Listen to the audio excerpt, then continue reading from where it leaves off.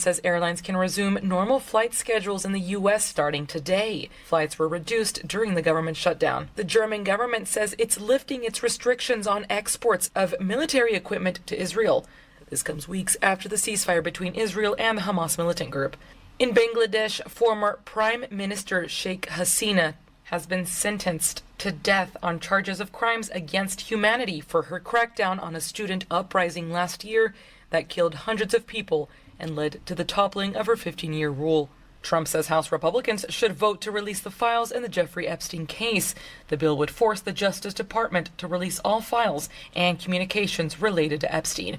Shares were mixed in Asia while U.S. futures advanced. This is AP News. Tom Cruise finally has an Academy Award. He received an honorary Oscar at the Governor's Awards.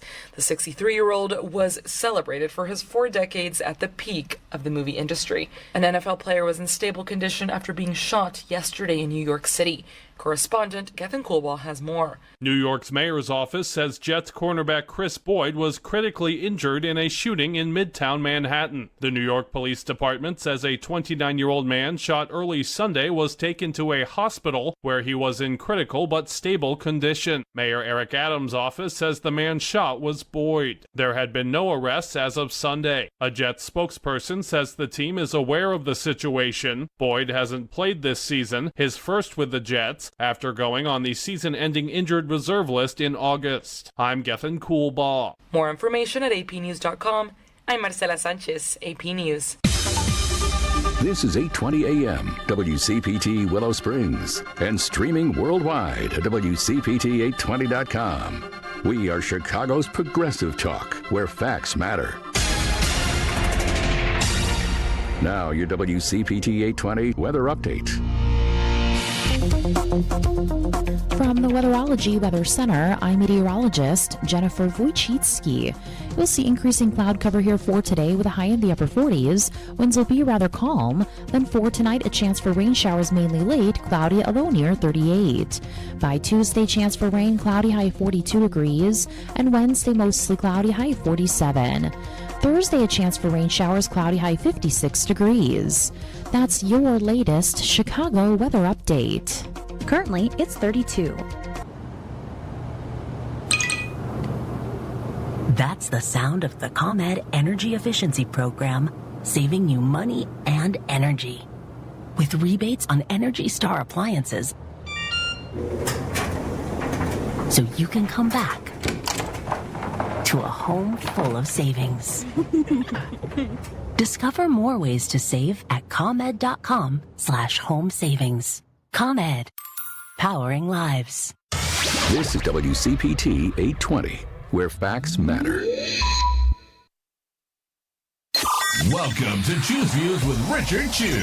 Get ready to dive into a world of insightful conversations and thought-provoking discussions. As progressives, our job is to have an all-inclusive, full-on assault with all of our players. A show that focuses on moving our political, social, economic, gender, and cultural conversation forward. And all of our players means all of our players. It's Choose Views. And now, here's your host, Richard Chu. Good Monday morning, progressives. Chins up and shoulders back. Welcome to the November 17th.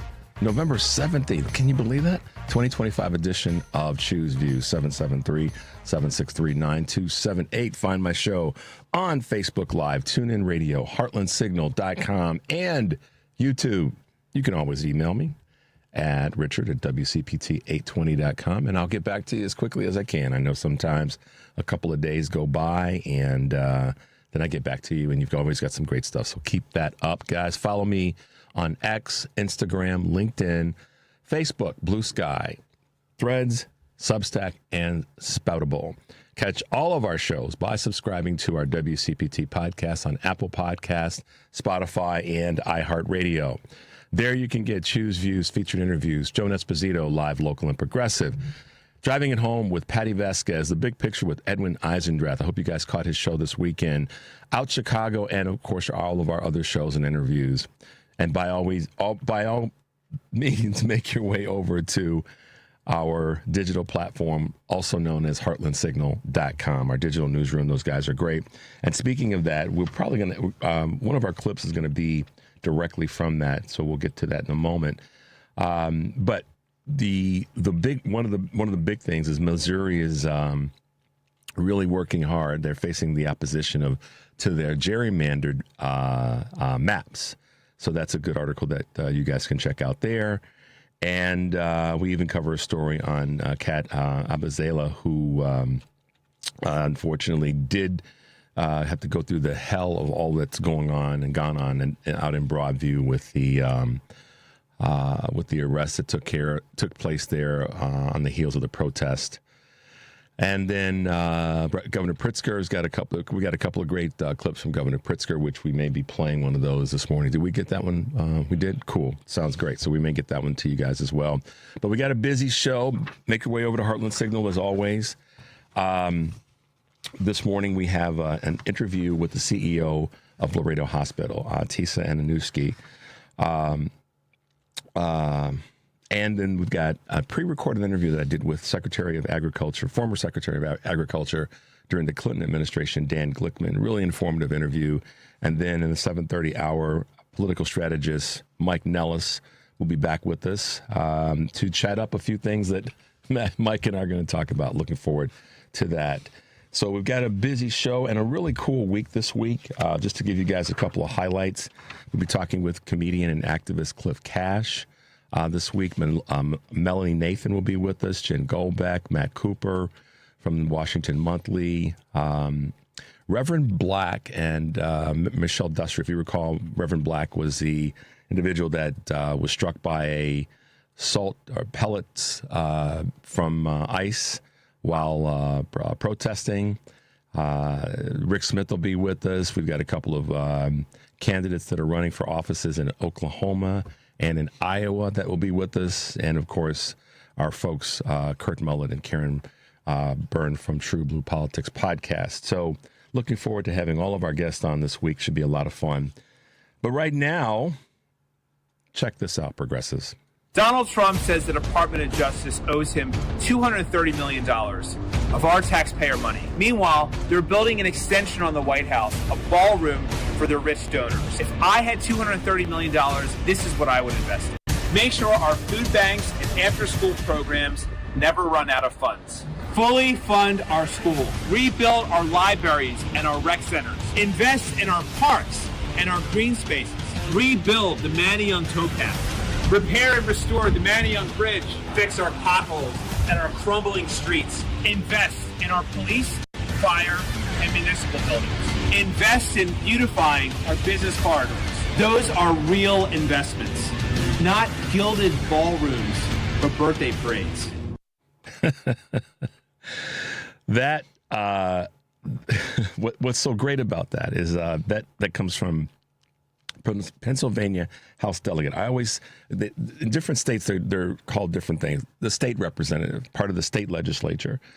This gentleman, Tariq Khan, just posted a great what if. If I had, the money that Trump is putting, or that's going toward this ballroom. Yeah, that's what you do. That's what we should be fighting for, is making sure that those dollars, listen, they don't understand, and maybe they do understand. I could be reading this wrong. Whether they understand or they don't, the one thing that is sure that I do understand is that it's crazy to spend that kind of money on a ballroom for what purpose, when the people who say that they voted for Trump because of his economic brilliance or his business savvy and all these other things, he's going to handle the budget better, he's going to handle our economy better. Then if that's the case, then take care of the people, many of which, and we got to keep reminding the Republicans, the GOP of this, is that many of the people that are hurt by the programs, the executive orders that he's put in place and or cut, and then as a result, this big ugly bill, are the people, many that voted for him are the people that are impacted largely in the higher numbers based on the data than the people that, quote, didn't vote for him. But at the end of the day, if it's about being budget smart, then don't do budget dumb. And that's what this is. That's what this ballroom and many of these other let's spend money over here programs. The money to foreign countries at a time when when we had a government that was shut down. Those are things that just don't make any sense. And American voters, particularly those that are GOP voters, have got to slow themselves down and ask the question, and not be. It's at this point it should become not about politics for even the worst MAGA person. It should be about what makes sense and what's practical. Why would we spend our resources, particularly when he ran, the entire GOP ran on America first, but you want to spend money, give money. You want to spend money on a ballroom that's not necessary. How is that bettering the lives of anybody in the regular middle class people that you say that you care about? And how is giving money to a country that then ultimately circumvents us to do deals with China, how is that bettering the same America First people that you platformed to? It isn't. So MAGA voters, you all have got to you've got to slow your train down and ask, how does that make sense? And I believe, and Mike Nellis and I are going to talk a little bit about this, and there's other data that's out there that there are numbers that indicate that he is slipping in those categories with those people. The mainstream media is not reporting it, though. And so that's the big point I wanted to make in playing you this clip. Mainstream media is not pointing out that Trump's numbers with the people that he essentially lied to, or a percentage of those people, are slipping. And I believe that part of the reason, and this is my belief, part of the reason that that's not happening is because they know that he's watching what they say about him and his numbers. Because if you remember, part of one of his big frustration points has always been that the media has always tried to say his numbers were lower than they are. And then he gets on a rant on his social media, or he'll do a press conference or some sort of little rally to talk about how great the numbers are. The mainstream media has never properly reported when his numbers are going down with his quote unquote, I won't say even his core MAGA, but the people who become MAGA adjacent, the ones that said, well, I'm going to vote for him because he will be better than Kamala because he's been in the White House before. You know the storyline. Those are the people that the mainstream media is not reporting on that are starting to pull away. And so Mike and I will probably talk a little bit about that later in the show. So that clip, I can get it to you if you guys want it. Just send me an email. I'll send it to you. But, right, the representative from Pennsylvania is correct. Fully fund our food banks. And especially, and this is where so many people fell for the okie doke. Either knowingly, I guess you can't fall for it willfully or willingly. But either way, you got doked. You just did. And so now when I play back in my brain that the Dems did not reach out and talk to the everyday middle class people, you realize how much of a lie that is and how much of a misstatement that is and how much of a falsehood that is. All those words to say that, yes, the Democratic Party did. Maybe not the way that people wanted it to be, people to be spoken to. And I guess, we could debate about that. But ultimately, the Democratic Party did. And now we're seeing that those same people who made it their business to say that the Republican Party, that specifically Trump, was going to be better for the economy, unfortunately, those people are suffering, and we're in the holidays. Because I do know one Democrat that said that I've repeated this on the show a number of times, that did say that Christmas was going to be a hell of a lot tougher this year. And the last time I checked, her name was Kamala Harris. She made it clear on a number of occasions. So here we are. Let's take a quick break, Devin. You're listening to Choose Views on WCPT AM 820 in Chicago, WARR 1520 AM and 103.5 FM from Warren County, North Carolina. I'm Richard Chu. We'll be right back.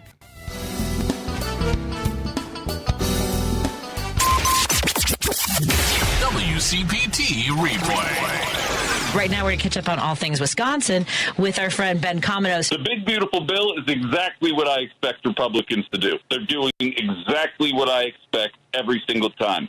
The Democratic Party, I actually expect to have the working classes back, and I would hope that they start to run on messaging not only to get back to the status quo that was 2024, but to actually address the fact that, as I often state, if you are under the age of 40, I realize I'm a property owner, but by and large, the idea of owning a home, if you don't own one already, is becoming a pipe dream very quickly. The idea of starting a family is becoming a pipe dream very quickly. And so that's got to be the messaging. And Donald Trump, for all his bluster, hasn't done a damn thing to do something about it. Keep listening to WCPT 820 because facts matter.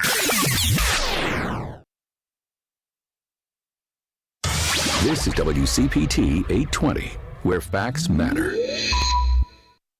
Welcome back to Choose Views with Richard Chew. All right, guys. Yes, welcome back to the show, and thanks for being with us this morning. Hope everybody's up and going and bright-eyed and bushy-tailed, as the phrase goes. Wonder where that came from. Somebody's got to tell me where that actually came from. We all use these phrases sometimes like, what the hell did I say that for? Anyhow, let's hit you guys with a couple of Choose Views news on this November 17th, 2025. Ghost jobs are masking a tight labor market. The U.S. labor market appears strong, with job openings outnumbering hirings by over 2.2 million a month since 2024. But many of these ghost listings, many of these are ghost listings. In reality, the openings to hirings ratio has plummeted in recent years, partly due to economic uncertainty, pandemic overhiring, and stricter immigration policies. Oftentimes, companies will post listings merely to build out strong candidate pools, in other words, grabbing resumes, in advance. Experts warn that this discrepancy misleads job seekers and policymakers into believing the labor market is healthier than it is. And when the job numbers don't come out with the regularity that they should, it also creates a discrepancy in misleading job information. Holiday spending is imperiled by gloomy consumer climates that we're living in right now. The economy is projected to grow by 4% this quarter, but as the holiday shopping season arrives, consumers aren't feeling the optimism. Whether it's the wealthy seeking bargains, Gen Z spending less, or lower earners cutting non-essentials, the trends are concerning, according to CNBC. Consumer sentiment is near a record low, with shoppers squeezed by inflation, a shrinking job market, and tariffs. Per one survey, 24% of those making at least $100,000 plan to spend less this holiday season, which could hurt retailers like Best Buy, Target, and Home Depot. Meet the new office influencers. What does that mean? Faced with the reticence from employees to adopt AI tools, some companies are enlisting early adopters to help move their coworkers along in this space, according to Bloomberg. By tapping internal influencers to coach colleagues and address concerns rather than relying on top-down mandates or threats, companies like ServiceNow and International Motors report speeding up internal adoption of the new technology. Software maker HubSpot says it also makes a point to recruit AI skeptics as well as AI champions when soliciting feedback, hoping to build greater trust. That's a pretty smart move. The U.S. orders tariff exemptions to lower some food prices. The Trump administration is taking action on high food prices by exempting certain items from tariffs. An executive order removes reciprocal levies on more than 100 products, including coffee, fruits, and nuts, in its significant rollback from the White House's maximalist approach to tariffs, which previously allowed no exceptions, according to the Wall Street Journal. Shouldn't have done it in the first place. You wouldn't have to roll them back. That's a simple one. How America is rethinking the 40-hour work week. Last but not least, the 40-hour work week has been ingrained in the American psyche for generations, but it wasn't the way in the past and likely won't be in the future, according to the Wall Street Journal. Already a hustle culture in some sectors and an increasingly porous boundary between work and home life, are expanding many workers' schedules. On the flip side, some companies are experimenting with a 4-day work week, and artificial intelligence promises to free up time that could, in theory, be for leisure. So there you go, guys. A few Choose Views news items on this November 17th, 2025. Yeah, you know, the thing about the workforce right now, from my observation, is that it's really more in flux than I think it ever has been, at least in my adult lifetime. Certainly this second half of my adult lifetime. The workforce is more in flux, and a lot of that's being driven by technology. I think a lot of it's being driven, frankly, by policy that our federal government creates that may infringe upon the ability for companies to recruit people in a much more fluid way. And so right now, when you think about tariffs, when you think about how tariffs are impacting hiring, businesses can't really plan. And that's always been a staple thing for companies, particularly during our end of the year holiday season, but then during peak times during the course of the year, that companies plan a lot of things. They plan what they're going to purchase. They plan all of these things that are inventory based, which is where tariffs have created a tremendous problem. There's no question maybe they simply have. But it also does affect employment, because now if a company can't plan on how many people they're going to need based on how much inventory they have to sell and put back out into this consumer-driven economy, it's hard for them to plan that too. So these are, and so this is where we do get to do a little bit of finger pointing on the insanity of not having credible people in our federal government, particularly when it comes to reporting on economic numbers and job numbers, which the Trump administration is totally, incapable of navigating right now. That's why they're not reporting them with regularity, because they're trying to find ways to make them look good when they know that the number one thing that they've done, the entire administration, the number one thing that they've done is imposing these tariffs and doing it in a way without any consistency. So now companies can't really navigate in a way that's prudent. Shareholders are a little bit concerned. And even though the financial markets are doing, by all measure, fairly well right now, there's still that uncertainty. And uncertainty is not, the markets don't, at some point what happens is the markets will oscillate in a direction that says the uncertainty is impacting the decisions of institutional investing. And that has yet to hit the markets, that is yet to hit the market's performance. And I don't want to get way off in the weeds on the technical side of that, but that's still yet to come. So, the federal government's lack of leadership and lack of competency, there's unfortunately still things to come that we haven't felt yet. So that we're going to be as optimistic as we can about getting through this holiday season, so that when we get into 2026, we can be much more forceful in terms of how we got to keep the momentum that we had 2 weeks ago, that we still have, in terms of electing the right people up and down the tickets on a local, state, and a federal level, because this is where we get to make and affect change. And talking about those wins, we've got this, what I feel is a really great clip from our own J.B. Pritzker, our governor here in Illinois, talking about that successful week that we had, but there's still more work to do.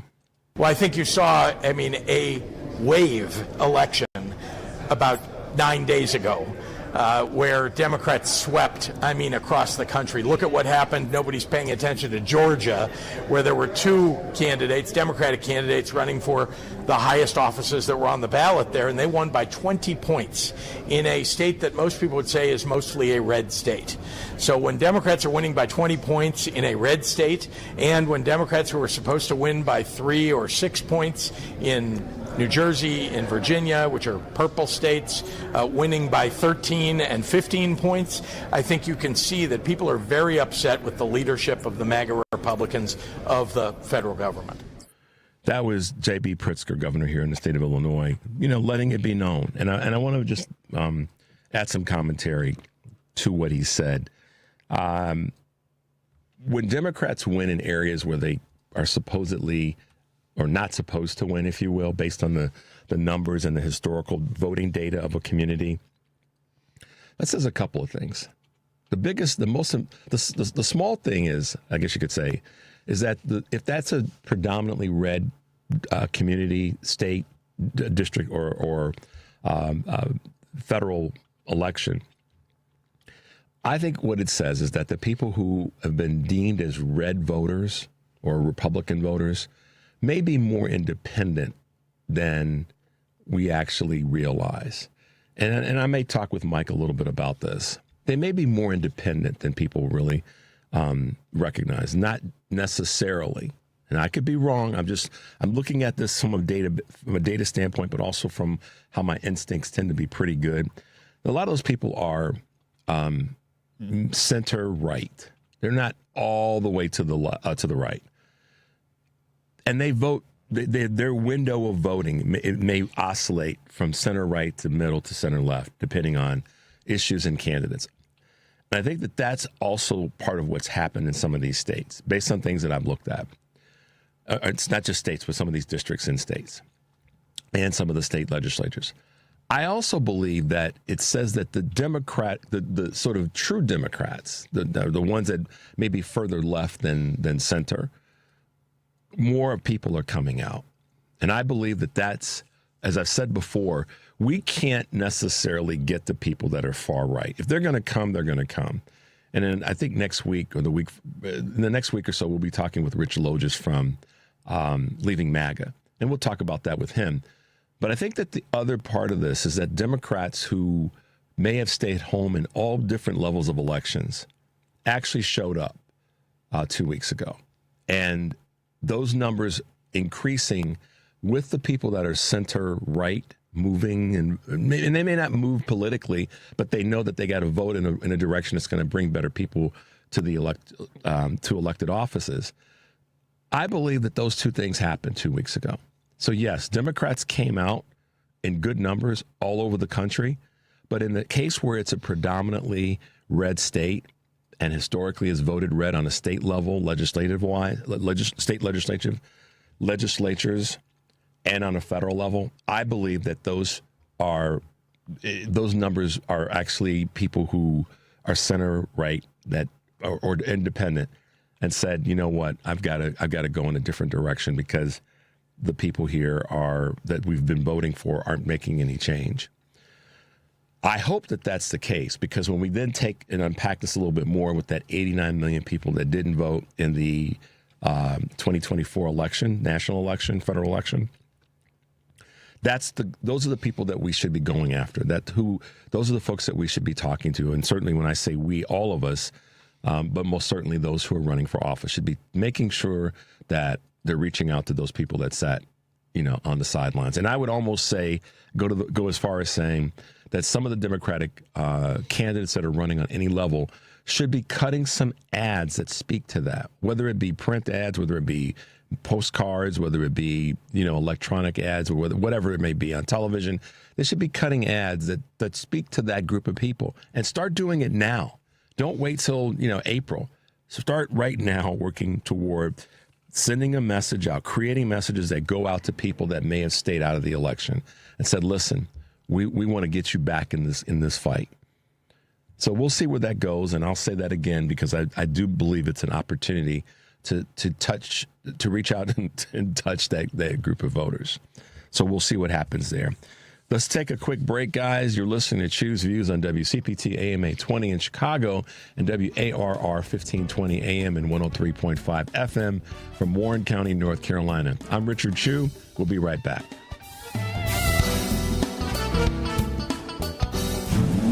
With a Porsche, you'll never get tired of that sound or that feeling. Find yours at the Porsche Exchange in Highland Park. Browse and test drive our extensive selection, like the 2025 Porsche Macan. Right now, lease the 2025 Macan for only $949 a month for 39 months. Discover performance like no other at the Porsche Exchange in Highland Park or PorscheExchange.com. $7,469 with sale. Excludes tax, title, license, and doctor. No security deposit required. Expires 12/1/25. While retinitis pigmentosa takes Mark's vision, his family gives him hope, whether at the family business or at home with his wife and sons. he knows he's not fighting alone. For 50 years, the Foundation Fighting Blindness has funded research into treatments and cures for blinding retinal diseases, providing hope to people with vision loss. And for Mark, winning the fight means being there for his family. The Foundation Fighting Blindness. Together, we're winning. Help us end blinding diseases at fightingblindness.org. You're listening to WCPT 820. Here's the latest Chicago weather update. From the Weatherology Weather Center, I'm meteorologist Jennifer Wojcicki. You'll see increasing cloud cover here for today with a high in the upper 40s. Winds will be rather calm. Then for tonight, a chance for rain showers mainly late, cloudy, a low near 38. By Tuesday, chance for rain, cloudy, high 42 degrees. And Wednesday, mostly cloudy, high 47. Thursday, a chance for rain showers, cloudy, high 56 degrees.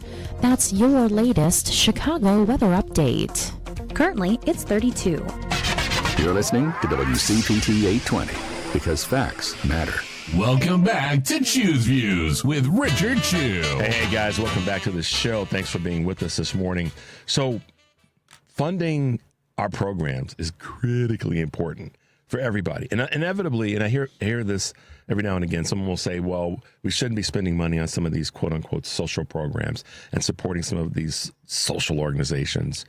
But at the end of the day, when I hear that, it makes me think that some of those people that are saying those things, whether they're elected officials or whether they're, on a local level or on a regional or national level, and certainly regular everyday folks may not understand how our economy works. And I don't mean from a consumer purchasing stuff standpoint. I mean just from making sure that if one element of our community is working well and thriving, then that means that they have the capacity to help other organizations. By contrast, if they're not, then they become further dependent on things that they can't get help for. And so that's why, to me, it's important that we talk about that. And we've got some great local leaders here in the Chicagoland area that understand that principle. This morning, we have with us the CEO of Loretto Hospital on the near west side of the city of Chicago. With us this morning is CEO Tesa Anewishki. Good morning, and thank you for being with us on Choose Views on WCPT. Good morning, and thank you for having me. You're very welcome, and I hope I'm getting the proper. I'd rather ask than be wrong and be stupid. So I want to make sure that I am getting the proper pronunciation of your first and last name. Sure, it's Tesa Anewishki. See, I was close. I got half of it right. Yep, you got half of it right. I know it's a little tricky. You have to do it 20 more times. That's right. Well, and I in all due respect, I always laugh when people ask me, "Well, how do you pronounce your last name?" That's pretty easy. Just like chewing food, we do it every day. So, right. Well, thank you for being with us, Tesa. It's so great to have you with us because, as I was saying in the intro, one of the things that I think a lot of people forget about is the importance of local organizations being properly funded. And we're seeing like never before, certainly in my lifetime, and maybe in yours as well, the federal government that's putting so much pressure on local government and then, as a result, local entities to have to navigate differently when we look at how federal funding is being cut and or shifted. And so tell us a little bit about you, your tenure at Loretto Hospital, and what are some of your critical concerns right now? Oh, absolutely. Well, I've been at the hospital for 15 years. I've served in several capacities. In the most recent role is the CEO for the past 3.5 years. So I started out in marketing, so I know data and behavior, and so it was an easy transition for me to step into this role. My family has been in social service for almost 50 years, so it was a wonderful opportunity to be able to take the helm of the hospital, even during a challenging time. I think, one of the most concerns, obviously, for any healthcare provider organization right now is we're talking about the funding cuts that, I know they've got a short-term solution, but as we're looking long-term, Illinois was slated to lose, I think, almost $2 billion over the next 10 years. And so what does that mean? When you're talking about healthcare disparities, you don't want to talk about continuous cuts. and potential layoffs or service cuts. You really should be talking about sustainability efforts and what you can do to ensure that vulnerable and underrepresented communities still have access to health care. So I think that's probably the most pressing thing that challenges me every day when I wake up in the morning is, okay, what are we going to be faced with today, and how do we plan to ensure that we're here for another 100 years? And I like how you kind of slipped that in there in terms of another 100 years. Talk about the history of Loretto Hospital for a moment. This may sound kind of corny, but it's true. It's one of those gems in Chicago that, if you're from Chicago or you're from the suburbs, particularly the western suburbs, you know about it because to get into the city of Chicago, if you're commuting by car or by train, you go by it on one of our key expressways. But talk about that wonderful, legendary history of the hospital. Absolutely. We've been around for, again, 100 years. We're probably 102 now. 102, 102, but we're a safety net community-based hospital. And what that means is that we serve a high Medicaid patient population. So oftentimes that means that we get reimbursed probably 30%. On average of what a commercial insurance would pay. However, we have our mission is to serve you no matter what your financial status is or work status. We are here to serve you no matter what. And for the hospital, it really means that we're a general acute care hospital. So we provide all the services that you would get at any other hospital in the city of Chicago or state of Illinois. However, we're not a trauma center, and I think that's the difference. I think there's only one or two trauma centers that are safety net hospitals throughout the state. However, we do, stabilize and make sure that you are able to get to a facility that can get you a higher level of care if it's a service that we cannot offer at that time. Your facility is a bold facility because it does it takes on what a lot of other facilities not only, I shouldn't say won't do, but it's not part of their charter, but they can't do. And the practitioners that are there, I used to say this growing up. One of my aunts worked at Cook County Hospital. And she's a tough gal. She's still with us. She's 87 years old, and she's still with us. She worked for Cook County Hospital for 35 years. And for those of you who may not be in the Chicagoland area that don't know what Cook County Hospital represents to the region, it was a huge safety net. Yes, thank you. And it was, but it was also that the toughest. There's TV shows that were built off of the concept of the doctors came through Cook County Hospital, although it may not have been named that in the show, because it takes on some of the most amazing cases, and some of the best doctors in the country have done time through Cook County Hospital. And you guys have a similar way of operating. I don't want to say it's the same, but there's parts of the way in which you operate that are much like what County Hospital does. Would you agree with that, or would you add some thought to that? Go ahead. I'm sorry. Absolutely. No, absolutely. Loretto Hospital serves the same patient population as Cook County Hospital. However, they're a much, much larger healthcare institution, and so they have funding through Cook County, obviously, that they're able to provide a lot more specialty care than some of your smaller safety net hospitals. But again, it's the same. It's the same level of service. So you may not be able to provide all of the specialty care, but we have some amazing doctors that provide amazing care at the hospital.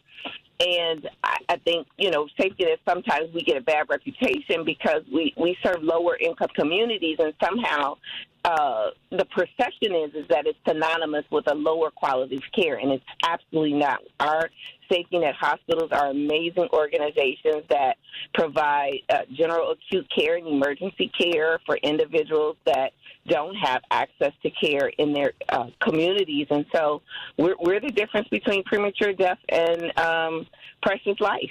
And so we're community anchors. We do a huge, large of economic investment in our communities and our local economies. And so I think, we're here to do very mission-driven servant leadership work.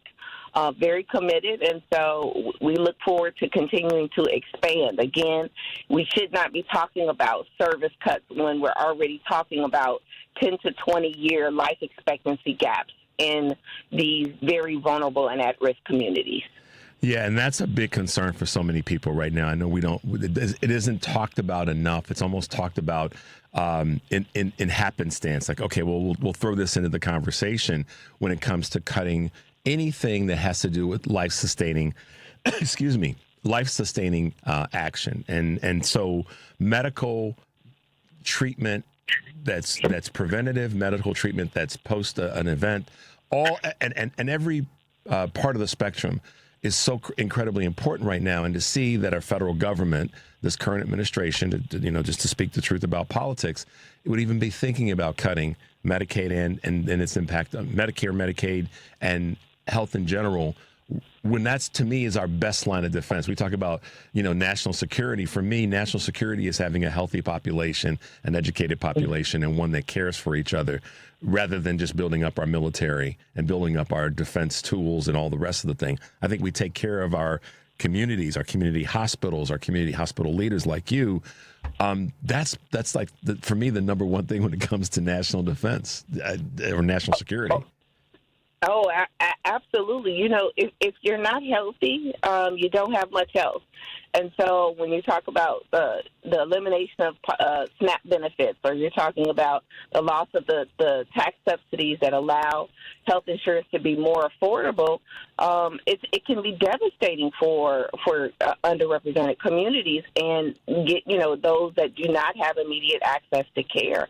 And I think we can really be a partner with a larger public and private institutions who have capacity issues where waiting times can be up to 6 to 9 months just to find out what's going on before you can even begin treatment.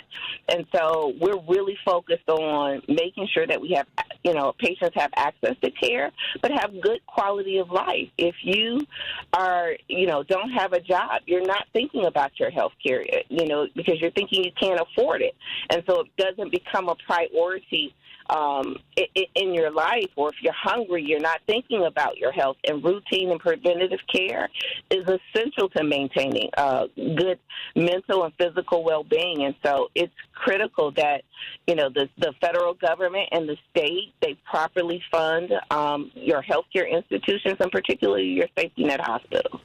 Yeah, and that's why I wanted you to be able to speak to the connection between all the pieces, not just one or two of them, but that sort of dotted line connection between these different areas of funding and care are critically important. And without one, as I said earlier, then the other's out of balance. But when they're all kind of chugging along, if not as fast as maybe we might want, but they're all moving forward, then it makes it so much easier for someone like you as CEO of Loretto Hospital to keep doing the work that you are doing. You're listening to Choose Views on WCPT AM 820 in Chicago and WARR 1520 AM and 103.5 FM from Warren County, North Carolina. I'm talking with the CEO of Loretto Hospital, Tesa Anewishki, this morning. What are you've had to navigate through one of the craziest, I guess you could say PR items when it came to the scandal that took place in 2022. But it was your leadership largely that helped the hospital get through that. And in my mind, come out even stronger after what would happen in 2022. Oh, yes, absolutely. I think my overall goal and the benefit of having been there for 15 years. I really understood the operations within the organization and what some of our challenges were, and understood that we needed to ensure financial sustainability by creating opportunities that allow us to pay our bills and invest in new services. And so we first had to make sure that we rebuilt trust, not only with the community, but with our team members.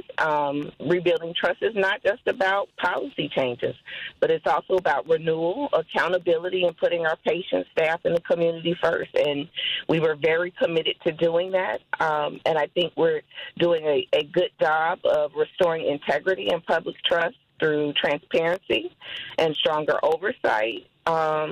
And to share what we've done. I think we do a lot of good, but we don't really talk about the good that we're doing. And so we do more in terms of sharing with the community all of our plans for the future. Yeah, and I think that's one of the things that so many people miss right when it comes to leadership in general. And obviously your leadership is unique in the sense that it's for, it's a hospital. It's a facility that people come to because they are in need. And it's a safety net facility that people recognize that without it, so many people would, for lack of better words, fall off the wagon in terms of their health. So the leadership that you've shown has really been phenomenal. And I think it's a good example of what can happen when leaders care about the people that they actually serve. Tell us a little bit about your staff and the people that you work with. You've got a great board. You've got a really phenomenal, not only staff, but board of directors and other leaders that have been leaders in the city of Chicago. Talk about what it's like to lead and to work with those types of folks. Oh, it's been amazing. I think I said that from day one, I shared a story with the team, and even when talking to individuals, when we're talking about some of the legacy challenges that we've had, is we've got an amazing team of healthcare providers, nurses, ED techs, our PCTs, that a lot of times when, a boat is sinking and it slowly starts to sink, and then when it tilts upright, everyone jumps off. And really, our team understood that we were committed to the community, committed to our work, and really ran to the other side and balanced the boat out and bought us some more time for us to really focus on how we start to rebuild the organization.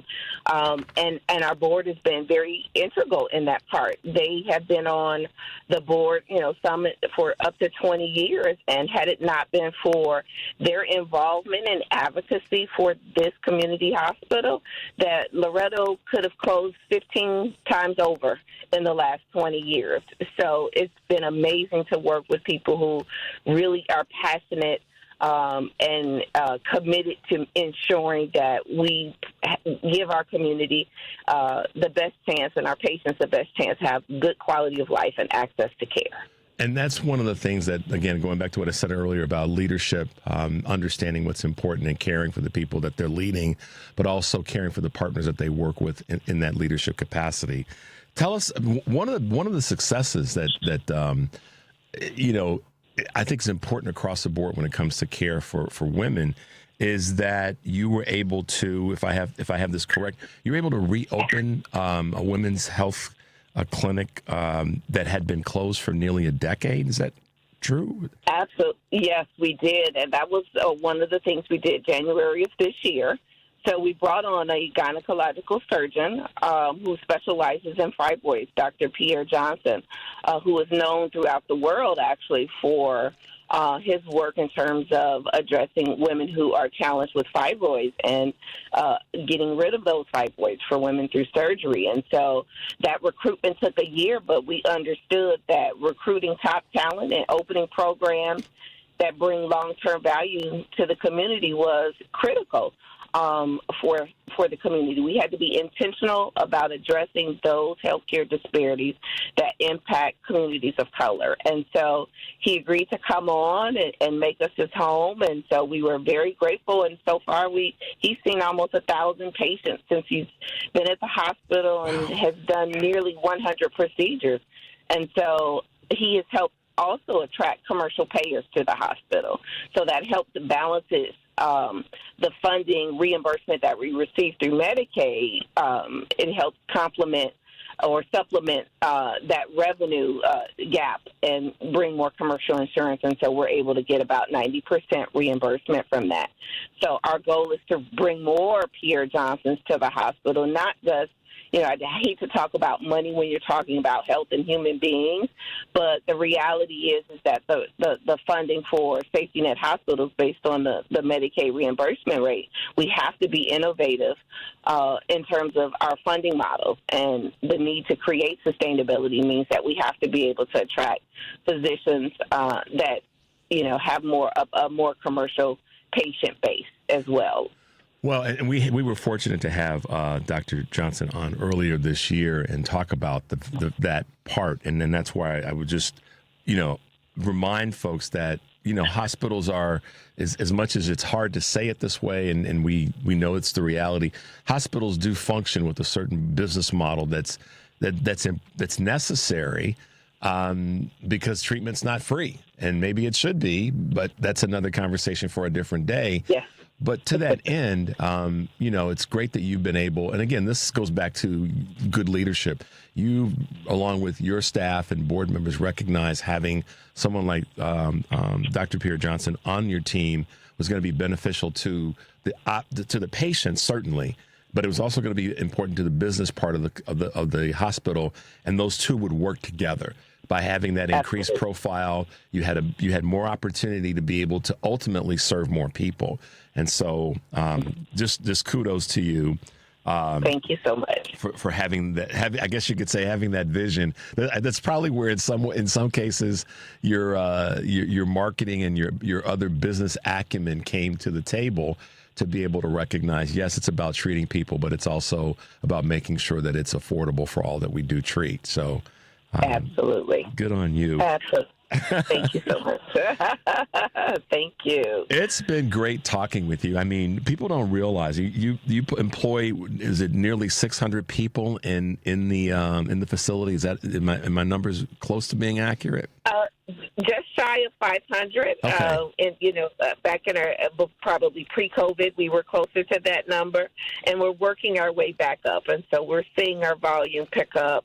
We're seeing that individuals are willing to try us again for the first time, and so we're excited about that. We're excited about the plans that we have coming up. We're going to have the first free grocery store that is hospital-based in the state of Illinois in the spring because we want to make sure that we're addressing food insecurities. We want to make sure that those that are in recovery have access to immediate meals to support their recovery efforts. And so we're excited about everything that we have in the pipeline. Again, we will be here for another 100 years. Not to say that it won't be a challenge. However, the team members and the board, we're certainly up to it. Well, Tesa, your energy and your vision for the future is to be inspiring and to be looked at. When you were talking about a hospital-based grocery store, that put a smile on my face because of the fact that you are directly in the moment addressing, a better way when it comes to food insecurity, and that's one of the big things. I know you know this as a CEO, but also in working in a hospital, that one of the craziest things that happens is someone has a procedure, and then the other side of that is not just rehab from a physical standpoint, but physiologically being on a proper diet, and all those things are is a huge contributor to that person doing well post treatment. So, great vision on your part. Oh, thank you. We're about whole person integrated care that addresses the barriers to care. And so we wanted to, again, make sure that we're being intentional, that we treat the whole person. And although we may not be able to provide that service ourselves, we have amazing partners in the community that we partner with to make sure that individuals have access to housing, employment, transportation, and food. That's fantastic. I always do this when we wrap up with the guest is, how can people find you? How can people just know more about what not only you are doing at the hospital, but what the hospital is doing, and plug in if they're looking for a place to volunteer, for a place to get involved? Because right now, one of the things that I'm really, really pushing is for folks in this crazy environment, politically and socially and economically, get involved with something that keeps you active and busy and feeling like you are contributing to the success of our communities and our country at large. How can people find you? Absolutely. You can visit our website. It's www.lorettohospital.org. And you can shoot, if you'd like to be interested in volunteering. We are actually preparing to feed 100 families over the holidays. You can email us your interest at marketing@lorettohospital.org. And we do a lot in the community, and so we welcome anyone who is willing to learn more about the organization and our work or to help us volunteer. Tesa Anewishki, thank you so much for being with us this morning, CEO of Loretto Hospital here in Chicago, and we look forward to having you back. Maybe we'll have to talk a little bit more when we get into the new year about some of the things that you guys are going to be doing in 2026, so it'll be great to have you back at that point. Does that sound okay? Absolutely. Oh, absolutely. I would love to. Thank you so much, Richard. Absolutely. Have a great day. Happy holidays, and we'll talk with you soon. Okay. You too. Happy holidays, everyone. Bye-bye. Bye-bye. That is really, really cool. They're getting a grocery store that's based as part of the hospital, and what's as I said, what's unique about that, but what's so incredibly important and needed is after someone leaves a facility, particularly in a safety net hospital, being able to have access to those resources to food is critically important. So good on them for the work that they're doing. Let's go ahead and take a quick break. Top of the hour. My name is Richard Chu, and you're listening to Chu's Views on WCPT AM 820 in Chicago and WARR 1520 AM and 103.5 FM from Warren County, North Carolina. I'm Richard Chu. We'll be right back. This is a WCPT Veteran Minute. In the heart of World War II, while the skies rumbled with the roar of combat, a groundbreaking squad of pilots emerged from the segregated South. The Tuskegee Airmen, an elite group of African-American pilots, defied the odds with their courage and skills. Trained at the Tuskegee Army Airfields in Alabama, they became the first black aviators in the U.S. military. Despite facing racism and skepticism, they soared through the skies, unmatched precision, escorting bombers and earning a distinguished reputation for their bravery. Their red-tailed P-51 Mustangs became a symbol of excellence and resilience, and in 2007, the Tuskegee Airmen were finally honored as they were awarded the Congressional Gold Medal. These aviators didn't just fight for victory in the air, they battled for equality on the ground, forever altering the landscape of the American military and inspiring generations to come. This has been a WCPT Veteran Minute.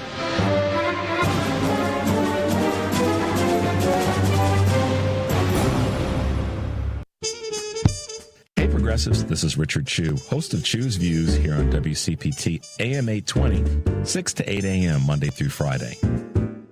We have some real challenges in front of us as a country. Since the beginning of this show, I have always felt compelled to bring you the best that I've got. Now, there's always a why to doing whatever we do. So, as we go forward and face these challenges, know this, you listeners are my why, because I want to make sure I do everything I can to provide a safe, open, forward-moving space that allows you to call, email, text, or just listen to a guy that wants to help you bring out your own championship qualities to truly make this place better for us all. Lofty goal, idealistic, maybe so. But that's my why, and I look forward to bringing you the best that I've got. This is Richard Chu. Stay tuned.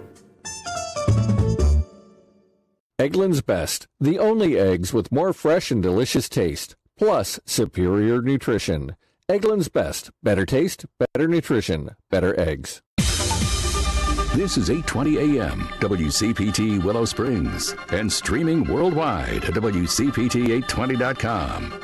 We are Chicago's progressive talk, where facts matter. Now, your WCPT 820 weather update. From the Weatherology Weather Center, I'm meteorologist Jennifer Wojcicki. You'll see increasing cloud cover here for today with a high in the upper 40s. Winds will be rather calm. Then for tonight, a chance for rain showers mainly late, cloudy, a low near 38. By Tuesday, chance for rain, cloudy, high 42 degrees. And Wednesday, mostly cloudy, high 47. Thursday, a chance for rain showers, cloudy, high 56 degrees. That's your latest Chicago weather update. Currently, it's 30. Taxes was feeling unwelcome. Now Taxes is an open door, literally, to new TurboTax stores. Meet our experts in person. Hi, welcome in. They're powered by smart tech and ready to do your taxes for you. Get real-time updates while you go about your day. Confident your taxes are done right. Now this is Taxes. Intuit TurboTax. NYC opening soon. Real-time updates only in iOS mobile app. AP News, I'm Marcela Sanchez. Flight schedules have returned to normal. AP correspondent Mike Hempen reports. The Federal Aviation Administration has lifted all restrictions on commercial flights.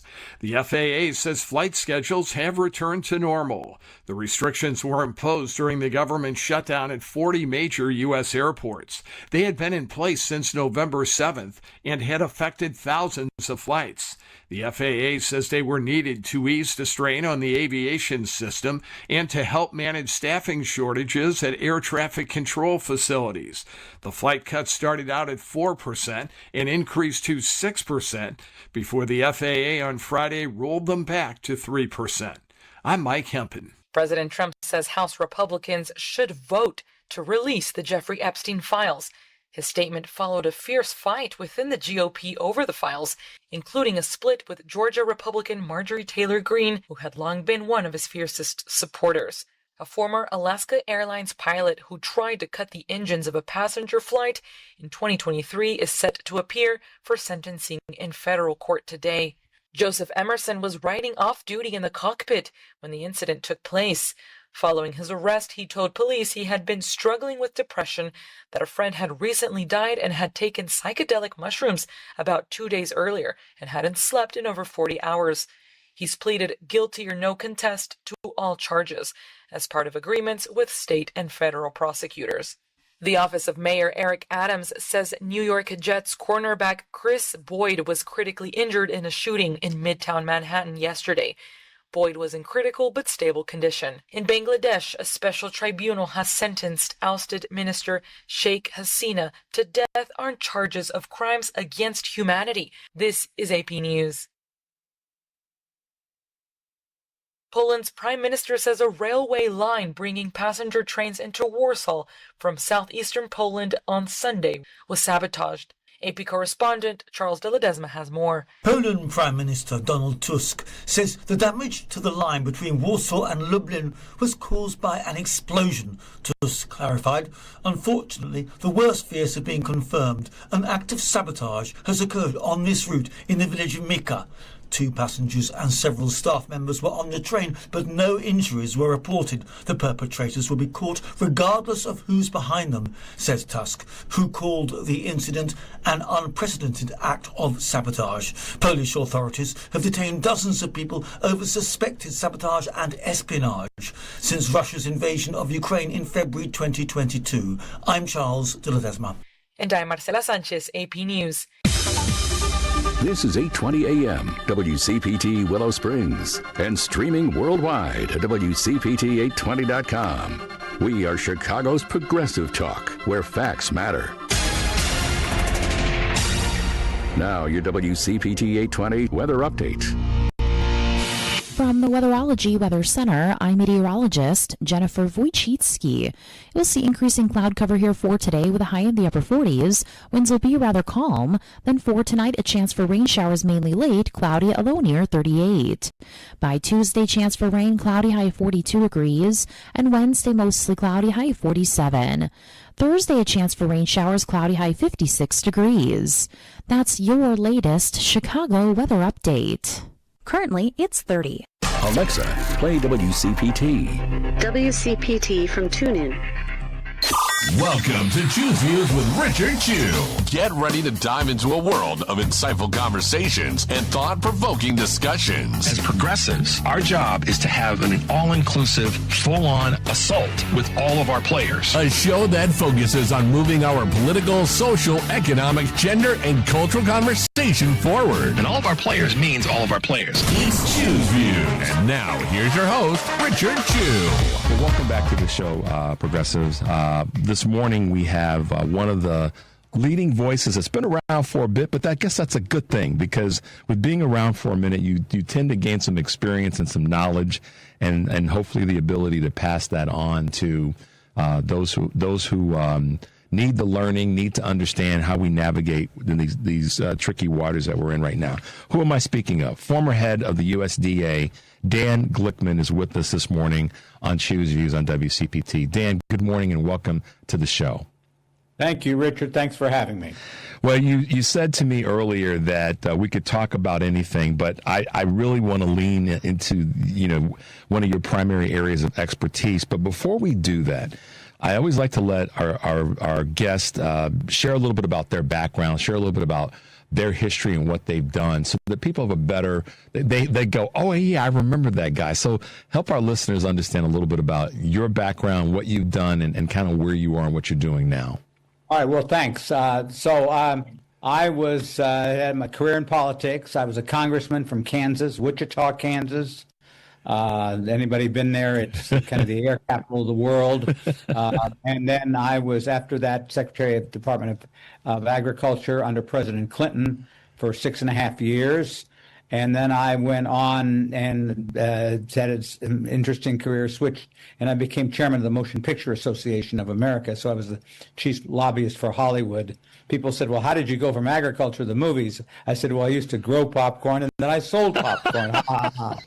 And then after that, I spent 10 years at the Aspen Institute, which is a think tank in Washington that deals with a lot of different issues. But, my big, focus in life has been, in addition to try to bring some bipartisanship to Congress and to our government, focus on food, agriculture, and related issues. So I'm an adjunct professor of nutrition at Tufts University, and I do a lot in the food and food security space. You've also been really, as you just said, but deeply involved in just making sure that folks are getting fed, and making sure that they're not only getting fed, but they're being fed with things that are going to be good for their health for as long as possible. Talk about your observation, your experience in, it's not just feeding folk, but it's doing our best to make sure that folk are fed with the right things. Yeah, it's a very important issue, Richard. I mean, we have plenty of food we grow in this country, and we don't, fortunately, thank God, we don't have famine in America. We have some food insecurity. There's no question about it, but it's not like Yemen or Gaza or other places where there's that kind of thing. So we grow enough food, but our consumption of healthier food has got a lot to be desired. So one of the things, we find that most diseases that happen, whether it's cardiovascular or cancers or arthritis or other kinds of things, have as much a start in poor nutrition as anything else. And so I've been pushing to have our feeding programs like SNAP and WIC and others focus as much on the quality of the food, the health nature of the food, not just the volume of the food, because a lot of food provides calories but doesn't provide much nutritional benefits. So I more and more doctors, the medical profession, the insurance industry, health insurance industry understands that prevention is a real key to bringing healthcare costs down and keeping people living longer and healthier. So that's kind of been in my sweet spot. One of the things that I think about, both of us have been around for a little bit in terms of our age chronologically, but one of the things that I ask is in our school systems, and I remember home economics class. I remember those classes that sort of educated us to the best of the school's ability on nutrition. And I don't see that now broadly in our school systems. And so what are your thoughts about that? And is there a path forward to, we talk about the variety of things in schools, but it doesn't seem like our children are being educated enough in the school system when it comes to nutrition. Well, I think I'm probably significantly older than you are, even though I have more hair than you do, but that's a different Not story. that much. But the truth is that we never really did very much in nutrition in our schools. I remember the school meals program when I was in elementary school and high school in Wichita, and they'd serve this roast beef that was cut very thinly, and you could see the colors of the rainbow at the top of the meat because it was so filled with grease. Yeah. And so, over the last 10, 15 years, I think the government has done a better job in the school meals programs in trying to encourage nutrition. There's not much nutrition education that's done in the schools. And even worse, there's very little nutrition education in our medical schools, where our doctors and healthcare providers are trained in treating disease. But prevention of disease has not been a priority within that healthcare system, in part because it's not covered by insurance in the most cases. People don't get compensated for providing advice on how to eat healthier. But we're beginning to recognize this. Even I'm not a big fan of Robert Kennedy Jr., Bobby Kennedy at all. But I do think that the idea that we should focus on prevention of disease, and that's one of the ideas that he's got, is important. Now, a lot of the other ideas on vaccines and other things are pretty goofy. Right. But the focus on prevention of disease, and in our schools particularly, is something important. And my predecessor at USDA, Secretary Vilsack, made a big effort. Michelle Obama made a big effort. Unfortunately, there are some on the political right who don't want to see that as a function of our school meals programs. And that's largely, I think, from my observation, driven off of the fact that it puts more pressure on corporations to do a better job in what they do manufacture and then provide to school systems and in specifics, but more broadly to the food consumption community that we all are a part of. Is that how you've seen it, or what's been your experience? Well, first of all, I think the paradigm is food is medicine. That is, you are what you eat, as the old French philosopher said. And we've never considered food to be part of health. Yeah. It's probably because food was ubiquitous in America. We've never had massive shortages. People could always get along, not always eating the right things. A lot of our food is heavily sugared up, ultra-processed foods, high in fat and sodium, but we always had plenty of it. There is a movement to try to deal more with providing fresh vegetables, fresh produce as part of our school meals programs. There are even, and in the SNAP program, which is we're trying to put some pressure to get more nutrition involved in SNAP, so we're not just buying high caloric food. That is, the people who are eligible for SNAP ought to be buying the right kind of food for themselves, but they often need education to do that. What do you think are the upsides? And then let me ask the question differently. There are millions of Americans, I couldn't tell you the exact number, that because of the government shutdown weren't aware of how deeply the roads are into the communities when it comes to SNAP. And I think that the shutdown, and I'm not trying to find a silver lining, I'm just saying the reality is a lot of people didn't know how many people in the country and demographically what that makeup is of folks that are utilizing SNAP as part of their daily sustenance. Talk a little bit about that. I think you raise an excellent point. That is that we have about 40 to 45 million people on SNAP at any one time. Most of them are families with children, and they can only stay on for a certain period of time, and then they have to get off. There are income tests. There are some work requirements. I mean, it's not just you just get it and it's free and forget about it. The SNAP is a restricted program. It doesn't last forever. But I do think that you're correct. I think that people kind of thought of this as an out of sight, out of mind type of program. It's interesting. I travel around the world a lot. U.S. has the most advanced food program for the poor and hungry of any country in the world. Now, others have more advanced programs in healthcare and maybe other ways, but because we've had so much food grown in America, we've always been very generous, both domestically and globally, and it's been bipartisan. Mm-hmm. That's the problem with what I saw in the last little stuff with the shutdown. It became a very partisan issue, which, quite frankly, the president and the Republicans didn't seem to be vigorous advocates of these programs that were really started by people like Bob Dole and George McGovern, bipartisan, who felt that this is one of the things that you couldn't really argue with, is feeding hungry people. And by the way, most people who get food stamps, or SNAP as they're now called, move on to enhance lives. And there are a lot of people in politics and the entertainment community and the business community that started on SNAP. Yeah. You know, I got it as a kid or a family. And even the chairman of the Agriculture Committee in the House, Congressman G.T. Thompson, I think he was either on SNAP or on WIC when he was younger. And he talks about it, how it was an incredibly important thing for his experience in life.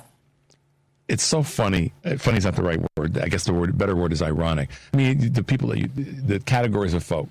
Our Mayor Johnson here in Chicago, he speaks to that very, very strongly. That were it not for those types of programs, his family would have, gone down many different paths. And so it is an assistance program. And I think that to come back to what you said about it's not forever, it's an assistance program, but it's a huge bridge for so many folks to get from A to B to C and beyond.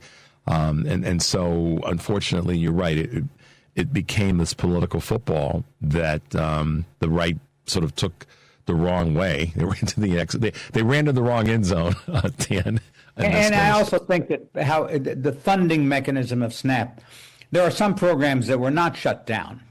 And SNAP should have, we're going to have to re-examine this to determine a program like SNAP should be it is kind of an entitlement program, but it should be fundable, notwithstanding these extraneous things that happen. And it got caught up in the political mess. I would also mention, not only is it an assistance program, it's a nutrition program, supplemental nutrition program. Yep. And so that's why I want to make sure that as we look at SNAP or food stamps, we look at it not only as a volume, getting enough food for people, but getting the right kind of food for people, so they're not preparing themselves for disease later in life. Which then puts more pressure on the system that we already know is tenuous at best.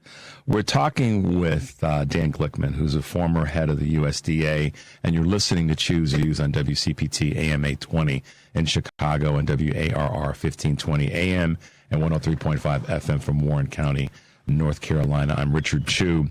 Dan Glickman has had a wonderful career both inside of the U.S. government as an elected official and one that also served as a head of an extraordinarily important agency during the Clinton administration, as well as in the private sector, doing so much to keep our society kind of moving forward. And Dan, you mentioned this earlier about traveling all over the world. I've got to ask you this question of curiosity from me. Is what are some of the things that we're doing right in our country when it comes to some of our public aid programs? I know that we always talk about, I shouldn't say we always, but oftentimes the lead is how wrong they are, how bad they are. But if you were to step back and look at this as objectively as you can, what would you say are some of the things that we are doing well? Well, I happen to believe that by and large our education system does great things, and not always. Elementary and secondary, I think, is. I'm not going to. I'm 80 years old. I remember public school education was phenomenal when I was growing up. I mean, it was like you didn't need this proliferation of private schools in America. We got. Now, and it was not always heaven, and there are a lot of reasons for that. I get that, but most people got a very good education. I think we're beginning to realize that that is an asset that we don't take advantage of as much as we should. And in college and post high school education, I think we're beginning to realize that in many cases, some people ought to be tracked towards college, but some people don't need to be tracked towards college. And I see that the governor of Pennsylvania announced that in the application for new jobs, you don't have to have a college education to get a job in Pennsylvania, because there are a lot of good, well-paying jobs that are satisfied that are not necessarily college-age jobs. I guess my bottom line point is that if I were to focus on anything to try to improve society, I would make sure that we focus on our education system, and I don't think we've done a very good job that way. Our Medicaid program serves an awful lot of people. A lot of these are also SNAP recipients. Medicare is extremely important for low-income people get medical care, but gee, our medical system is just so episodic. Some people are treated very well. Some people are not. If you have resources, you have probably the best medical system in the world here in America, without question. But if you're not, you have to forward through a crazy system where it's hard to get treated. properly. That's an area that I think needs desperate work, and it needs leadership. I'm on Medicare.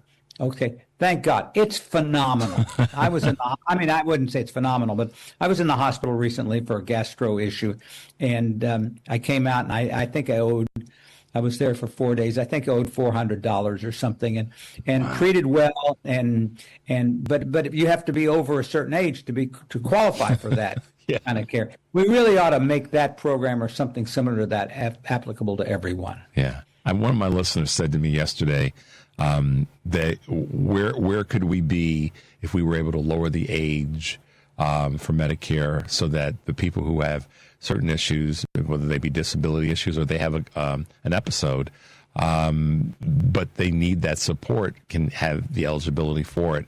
So you're kind of saying, and maybe directly saying, there's some systemic changes and systematic changes that need to be addressed when it comes to our care.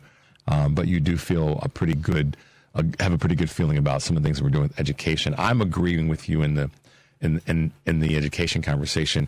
Our skills, I think it should be about skill set development, Dan, rather than just sending folks off to 4-year college, because the President Obama caught hell for talking about, maybe not every kid should go to college, but more should go to trade school and other forms of skill development, because so much of what we were going to see in the future, where we're now, would require better skills, but not necessarily a 4-year college degree. And so I'm agreeing with you in that space. I think that's important. And yet we got to support higher education as well, colleges and universities, because that's what makes America largely competitive in the rest of the world, right. Competing with Chinese or the Europeans. But the other thing I would tell you, going back to the medicine, is giving more authority and power to governors and states to be laboratories to do great things. Uncle Sam is fine. They can provide some of the money, but they're not necessarily the best of implementing the programs. So as we wrap up, I guess one of the questions that I wanted to ask you, you wrote a book that I love the title of the book, which is introspective, is probably one of the words that I would use. Laugh at myself. Talk a little bit about that book and how it's an overlay in some ways for where we are right now as a country. Well, the book's about self-deprecating humor and how we become, so you're smiling now, so even that makes you laugh, okay? So we become politically a humorless society. How many politicians do you know smile and make you laugh and make you feel good? I mean, you go back historically, and Abraham Lincoln, but he's not in my era, or Roosevelt, FDR, or Ronald Reagan. More people kind of know about him, but today everything's vicious and toxic in the political scene, both from the federal and state level. And we've just gone through this with this crazy shutdown that we've been through. So I wrote a book about how humor helped me be a better politician, have a happier life, and the ability to make fun of yourself. That's the thing. I think President Trump can be funny sometimes, but it's always at somebody else's expense. Right. And, my theory is that a sense of humor is important in leadership. President Eisenhower once said that a sense of humor helped him demonstrably on the invasion of Normandy, how he had to convince the troops and how he had to have a smile, and it's part of the art of leadership. So I wrote this book about that, and I'm not talking about late night humor, right, which is funny. But I'm not a natural comedian. If I tried to be a comedian, nobody would laugh at all. It's just got to be the situational ability to make fun of yourself, not take yourself too seriously. And the other aspect of that is when you listen to people, you can kind of figure out situationally how to handle a situation. So right now, if I were to give you what a criteria for our next president of the United States, that he or she would have a good sense of humor. That would be my number one. Not how smart they are, that helps, obviously, or not how great a speaker they are, but the ability to laugh at themselves. And I think that's the part right there, that the ability to laugh at themselves and be somewhat self-deprecating in the process. Dan Glickman, thank you so much for being with us. Have you, in terms of people following you or staying plugged into what you're doing, how can our listeners do that? Well, my X or Twitter is at Dan R. Glickman. And I post once in a while on Facebook. I'm not an active, my kids tell me I'm from the back in the dark ages, historically not very See, there goes that self-deprecation of humor. Yeah. And so no, I stay involved. And if you're involved in agriculture, food, you'll see me on some of these websites, and so and then talking to people like you make a big difference. So absolutely great, Dan. Thanks for being with us this morning. We'll have you back again, maybe after we get into the new year, we get through some of this end of year craziness, and we know that we're going to be dealing with some of the other political issues as it relates to food, as it relates to education and all the rest. We'll have you back and chat some more. Sure. Does that sound okay? It's great. I'm ready to go. All right. Thanks so much for being with us. Have a great day. Okay. You too. You're welcome. Bye-bye. Bye.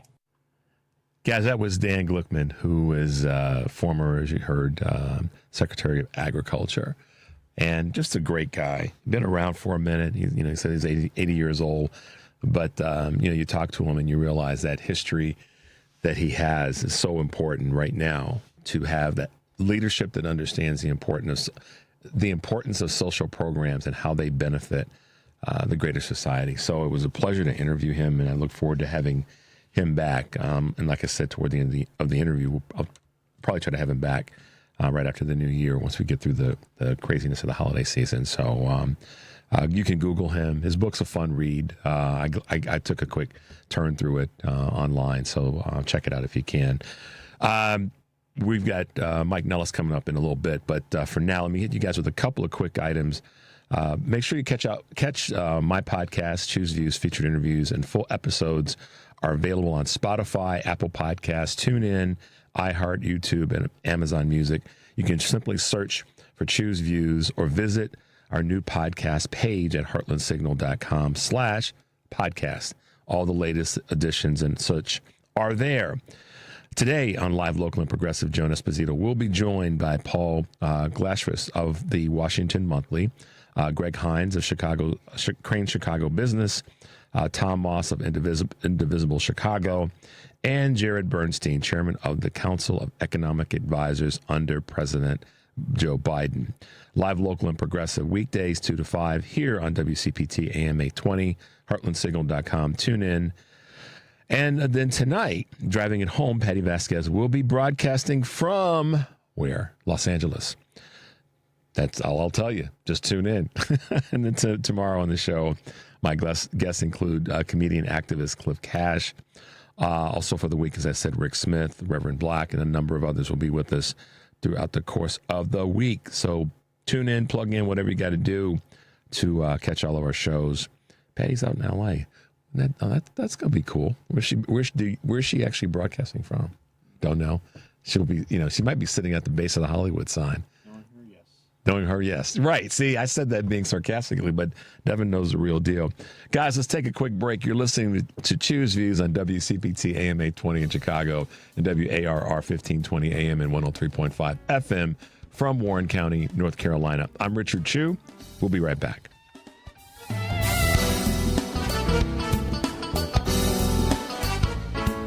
This is a WCPT moment in labor. On March 25th, 1911, in Manhattan, a fire at the Triangle Shirtwaist Factory killed 146 workers, who were mostly women. The victims of the fire were unable to leave the burning high-rise building due to the exits being locked and were forced to leap to their deaths from the 8th, 9th, and 10th floors. Locking doors was a common practice to reduce theft and unauthorized breaks at workplaces. As a result of the fire, the New York State Legislature formed the Factory Investigating Commission, whose findings led to 38 new laws regulating labor. Some of the new laws mandated better egress, the installation of better alarm and sprinkler systems, and increased availability of fire extinguishers. Coincidentally, the American Society of Safety Professionals was formed, which now manages, researches, and consults occupational safety and health across 75 countries. This has been a WCPT Moment in Labor. We are working for your rights. This is Tony Moret. I'm an estate planning attorney who drafts living trusts and wills for my clients. You have probably heard my ads here on WCPT for the last few years. Your fellow listeners, when we have completed their plans, say, I wish I had done this sooner. It wasn't nearly as hard as I thought it would be. We can complete your estate plan within 30 days or less. There are certainly decisions that need to be made, but my 30-plus years of experience will help guide you through this process. There may never be a perfect time to start, but whenever I'm asked when is the best time, my answer is always the same. Now is the best time, while it is on your mind. Being able to tell your family that you have an estate plan in place, that all the details have been taken care of, will be a great relief to both yourself and those you care for the most. Our initial consultation is without charge, and there is no obligation. My phone number is 847-996-0496, and my website is moreelawoffice.com, spelled M-O-R-E-E. I look forward to speaking with you. You're listening to WCPT 820. Here's the latest Chicago weather update. From the Weatherology Weather Center, I'm meteorologist Jennifer Wojcicki. You'll see increasing cloud cover here for today with a high in the upper 40s. Winds will be rather calm. Then for tonight, a chance for rain showers mainly late, cloudy, a low near 38. By Tuesday, chance for rain, cloudy, high 42 degrees. And Wednesday, mostly cloudy, high 47. Thursday, a chance for rain showers, cloudy, high 56 degrees. That's your latest Chicago weather update. Currently, it's 32. Chicago's Progressive Talk, WCPT 820, where facts matter. Welcome back to Choose Views with Richard Chew. Alrighty, guys, welcome back to the show. And again, thanks to Dan Glickman for being with us. Voices like that are good to have in your life. They keep you, I don't want to say centered. I mean, grounded might be a good word, but the experience of someone that's 80 years old, that's been in politics that long and adjacent to politics is important. It helps guys like me and someone even younger than me, and I'm younger than Dan, like my man Mike Nellis, kind of keep it on the rails every day. And that would mean that Mike Nellis is with us this morning. Good morning, Mike. Welcome to Choose Views on WCPT. Good morning. I legitimately thought your intro to me was talking about how I was 80 years old. I thought you were ribbing me there. Doubling your, or a little bit doubling your age. No, I would not do that to you. You work too doggone hard to stay in good shape and candidly lose weight and be mindful of what you eat, and also making sure that you're going to be here to be 80 when your wonderful son is 40. So how about that? You like that? Yep, I'm living to 140. Let's go. Come on, let's do it, man. I got to live just long enough to see Barron Trump's grandson ascend the throne. Listen, man, my sister and I were joking.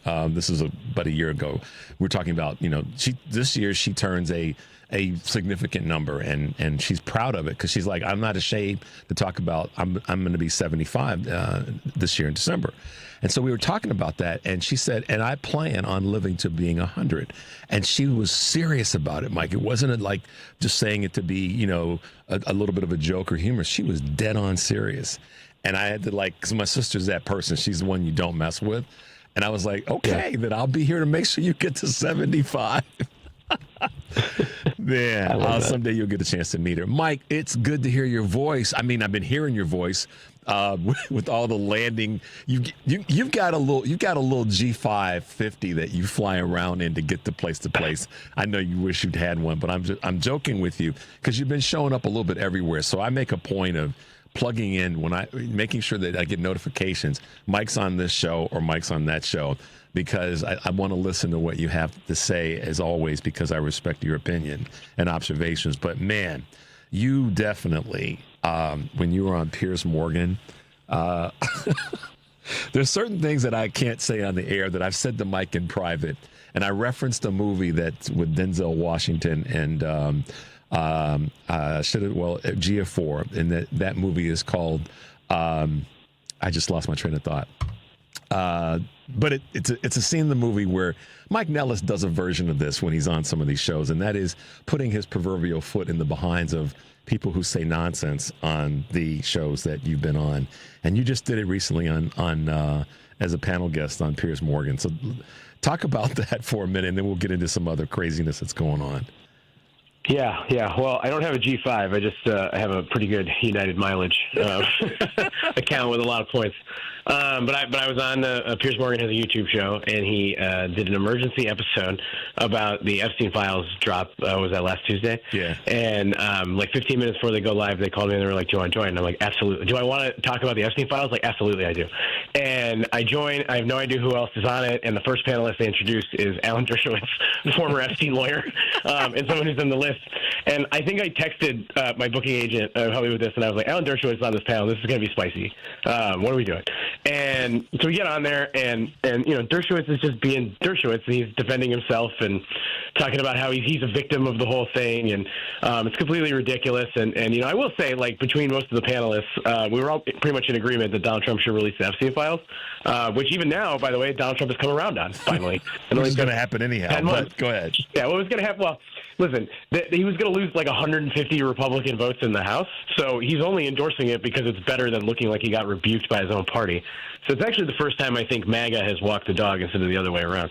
But, there's this, I think my favorite moment of the episode was, I made the point that the reason the Epstein files are so important, the reason getting this information out is so important is because there's a class of wealthy and powerful individuals who feel and believe and know that they are above the law, so they act with impunity, right? And we see people who take advantage of you, financially, they take advantage of you physically. Obviously, in this case, there's a cabal of people, basically, and I don't think it's a conspiracy theory to say that, who, abuse 2,000 young women, young men, boys and girls, and no one's ever been really held accountable for that. Like, Ghislaine Maxwell right now is the only person who have ever been convicted of a crime, and she's running a small prison. She's running the prison that she's in because the DOJ is allowing her to do that. She's very likely to get a commutation.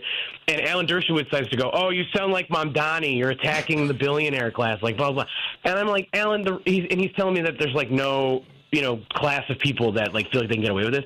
And I'm like, Alan, you don't want people to believe that because you are a part of that class and would like to be protected by it. And he had a meltdown about that. But it's just, it's these guys who try to act like they're regular people. Like, Dershowitz is in the Epstein files repeatedly, very likely. And, he represented Jeffrey Epstein. He wants to act like he's just a simple country law professor at Harvard. Like, it's ridiculous. I'm just a good old guy. I showed up one day. Yeah. And that sort of conversation and dialogue is just really, it has to be called out because we've allowed too many people to get away with that sort of folksy, I'm just a regular person. And Trump's line is, I don't know who this guy is. Who is this person? And it's just, it's become tiring. So I don't know who this guy that I spent much of the 80s and 90s partying with is, and I'm in a million photos with. It's just terrible. And so some over 3,500 transactions, bank transactions. I don't know where that goes. But yet, Mike, people want to look at him as a business savant. If you've made 3,500 transactions allegedly to a particular institution and you don't know anything about that, then there's no way in hell you should be running the most powerful economy, many would say, on the planet. So there's a little bit of non-congruency there. But then again, you made a great statement. You were talking to Joe Walsh, and you said that it's not a sideshow. I mean, this is the biggest scandal or biggest episodic time for us since the Wall Street crash in 2008. I mean, talk a little bit about that. Yeah. So, like, look, obviously, like, I'm a political beast. I'm a Democratic operative. So, like, I'm always looking for opportunities to do well for the Democratic Party. That's my day job.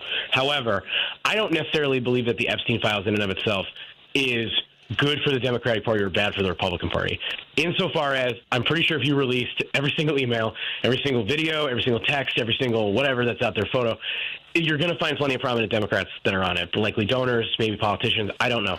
I don't think that this is important because it's good politics. I think it's just the right thing to do. Right. And my view of this is, 20 years ago, we had the financial crisis, the Wall Street crisis, and tens of millions of Americans lost their job, had their homes taken away from them, basically had their lives destroyed. And who was held accountable for that? Nobody. Nobody went to prison for that. And, in fact, Wall Street got a bailout, and Main Street did not get a bailout. Like, regular people did not get support in her. And then I think we're still feeling the economic, societal, and political impacts of those decisions that were made by the tail end of the Bush administration and the Obama DOJ. And I love Barack Obama. I really do. But that's my one big criticism of the Obama administration. I think they should have gone harder on these people who ruined the economy. So when you are a regular American, you're sitting at home, you're doing everything right, you're working your job, you're taking care of your family, you're just trying to get by and save enough scrap for retirement, and you watch that happen, what is your stake in our democracy, in our political system. What is it? It makes you become harder. It makes you become colder. It makes you go, this system is rigged, and I'm going to get mine, and I'm going to take care of my family, but I'm not going to engage. And that, I think, is a big part of the reason that so many people stay home. Because how many times are the American people going to watch regular, or excuse me, not regular, but a wealthy and powerful group of people never be held accountable? And I don't think just being wealthy makes you bad or anything like that. I'm not at all. because they're wealthy. But there's a class of people, and it is like the 1% of the 1%, who never get held accountable for their crimes. And I think you can even tie this directly into this pardon stuff with Donald Trump. Donald Trump, 2 weeks ago on 60 Minutes, admitted that he has no idea who he's pardoning. No idea. And the only reason that he's pardoning people is because his kids tell him who he's pardoning and who to pardon. And most likely it's because he's accepting bribes to pardon them. And so I watched Scott Galloway was in town this week with Kara Swisher for the Pivot podcast on Wednesday. And I went and saw it. And Scott Galloway was like, look, I'm basically a liberal at this point. But if my son got in trouble and he was convicted of a crime, I know that I could spend a couple $1 million to get in front of Donald Trump and get him pardoned. Yeah. And that's not right. And I think the average person should be pretty upset by that. One of the things that, and I thought about this too, and I go back and forth on it, so I'm not sure exactly where I land, but I'll just be honest about this point. I sometimes think he does know who he's pardoning, and that he knows who he's pardoning because he does know that he's going to get something from it. And so he may not know the crime necessarily, but I think he knows what that person brings to him. Does that make sense? Huh? I'm kind of splitting hairs, but not to be a jerk about it. I don't think he gives a darn about what they did, but he knows that if he pardons this person that's been brought to him by his sons or whomever, that he's going to get something from it. So he's like, yeah, fine, let's do it. And so, he knows that the invoice has been paid. That's what he knows. Okay, fair. That's a good way of putting it. So let's talk about something else that's in front of all of us, and then that will inevitably enrage me. Yeah, well, that's kind of my goal, but not really. But we'll get to some other salient things when it comes to the shutdown and gerrymandering. But I want to talk for the next few minutes about this. How people are almost genuflecting to Marjorie Taylor Greene and her sudden, and I'm going to tell you what I here's where I am on this. I'm not going to trust her in this moment. She's got a long way to go to gain quote unquote trust and engagement with the entire group of people that would support her across the nation. Now, what do I mean by that? Marjorie Taylor Greene, you and I both could laundry list all the things that she voted for that were harmful to certain groups of people and the country at large. We could do that all day long. But here's where I stand. The part of how we've gotten here as a country is because too many people have been giving grace and a second chance to the wrong people. And going back to your point about the uber wealthy class, and what do I mean by this? Part of how we got Donald Trump is by giving people like Marjorie Taylor Greene some grace in this moment, because then people will go, well, she really didn't mean it, or really was it that bad? And I'll be honest with you, I was a little surprised to see Fred Gutenberg talk in the way in which he did about her, because I'm like, this is the same woman that went after the son of one of your late daughter's high school mates. So it's one of the mistakes that I think people are making right now is letting her back into the sandbox without her being. She should be going on a full-blown apology tour, not just, well, I think it's a dangerous path to go down. So, your thoughts? Yeah, so I'm all over the place on this. Me too. And I'll just start with that's why I'm sorry, Mike. That's what's hard. I'm kind of all over the place, but then I'm like, no, I know that I'm not gonna. Would I let her do XYZ with my bank account right now? No, I don't trust her. Sorry. So she's on the list of people I'm not sure I would let watch my dog for a weekend. Like that's truly. But I want to believe that people can change and that people can grow. And I think we all want to believe that. And Marjorie Taylor Greene has taken this way further than I thought she was going to. When she started, I assumed it was like maybe a slightly genuine frustration with the Epstein files and the way it was handled by her party. But I'll add the politics of it first, and then I'll get into like the morality of it. But My view of this politically is she wanted to run statewide in Georgia. Right. And they stopped her from doing that. And I think her district is changing and evolving. And so she's looking around going, all right, I've been playing this part.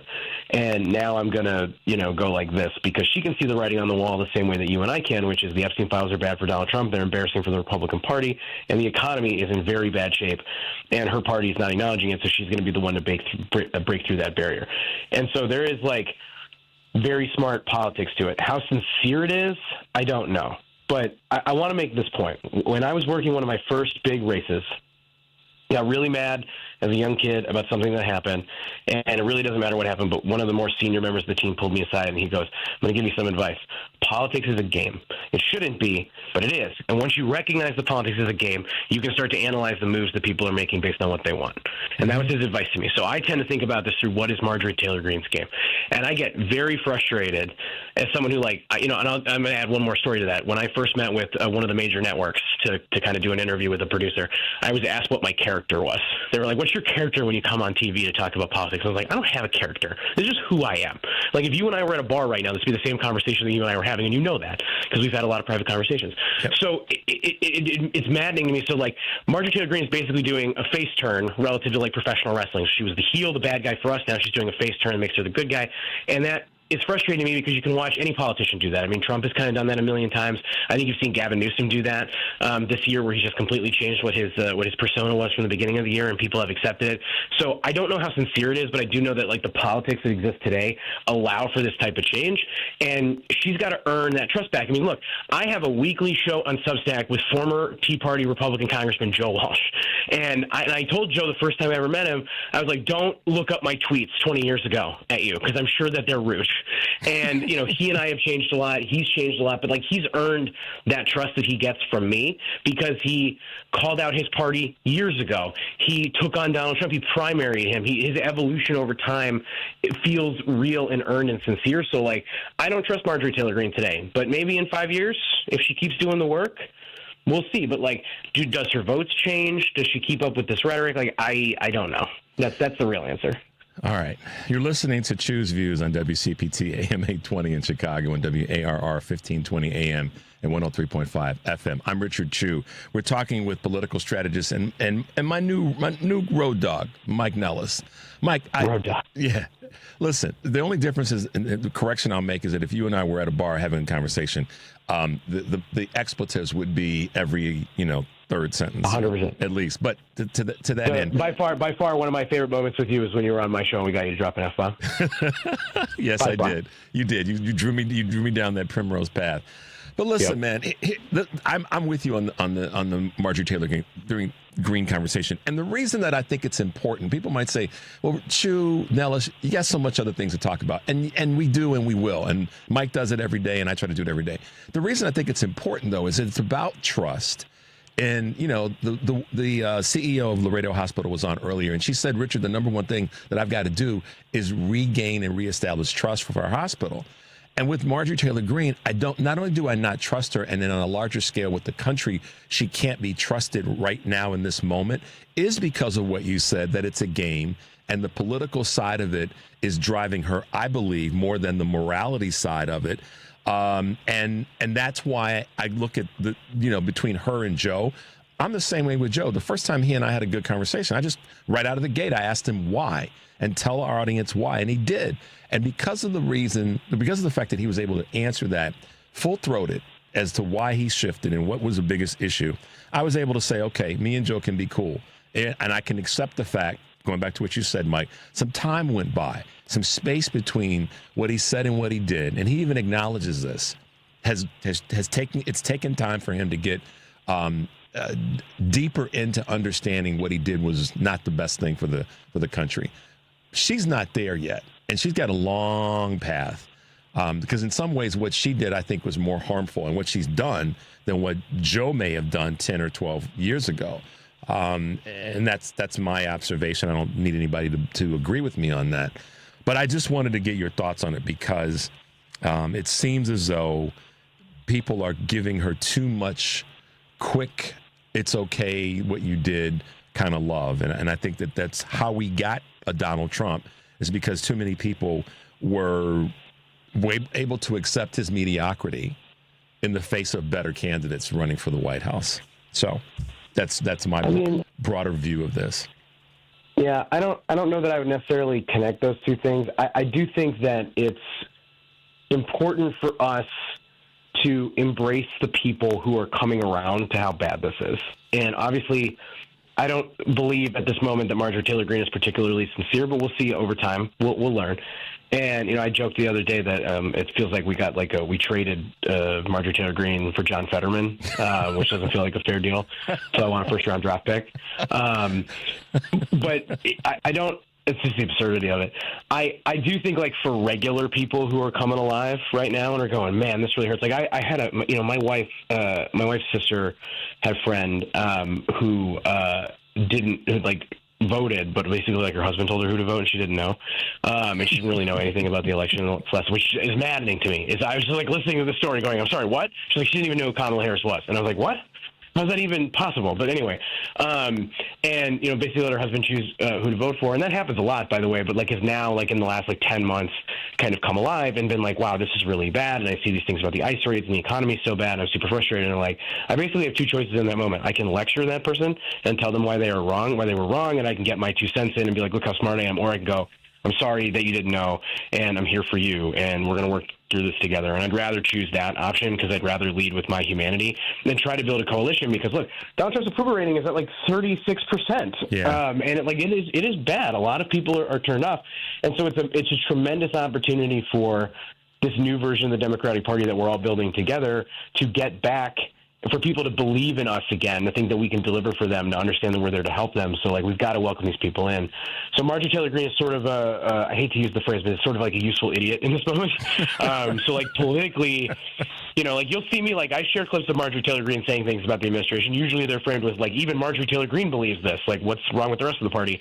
So, like, I'm willing to use it politically, but, like, if, she called me and, like, wanted to do, like, a show like Joe Walsh, I'd be like, I don't know.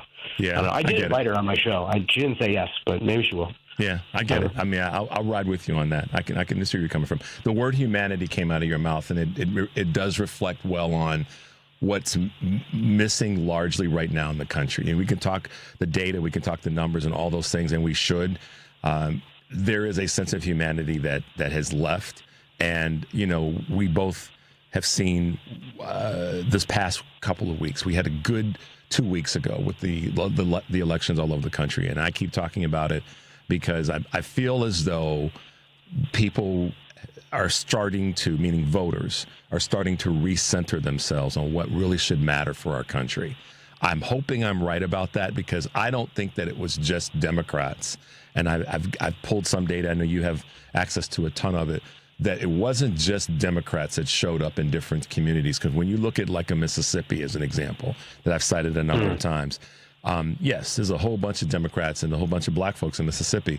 There's a lot of people that are probably center-right or independent in Mississippi that came out and voted and said enough's enough. And I think that I wonder what that's founded in, and the word humanity or a new course does come to mind for me. What about you? Well, I think voters care about the same thing that they did last year, and ultimately what trumps everything is still the economy. And if you look at the exits from 24, that's clear. But if you look at the exits from 25, it's that people turned so aggressively against the Republican Party in this last election, and they're furious about the economy. I think it's got to be hard for the average American to watch their paycheck not go as far, for everything to be more expensive in a grocery store, for appliances and cars to be dramatically more expensive, to be impossible to find housing, and then watch the President of the United States build a $350 million ballroom and stand on the front line of the White House and go, everything's great. There's no inflation. I defeated inflation. Look how great I am. I'm amazing. And I just think that has to like drive people crazy. And so you look at these results in this last election, there's basically no good news for the Republicans. You have to go so deep. Like you brought up Mississippi. We broke the veto-proof majority for the Republicans in Mississippi, which is, I've done a ton of Mississippi work in my life. And you talk about like, there being a lot of black folks in Mississippi, but like how many of them have had their voting rights disenfranchised, right? Yep. They can't vote, and it's ridiculous.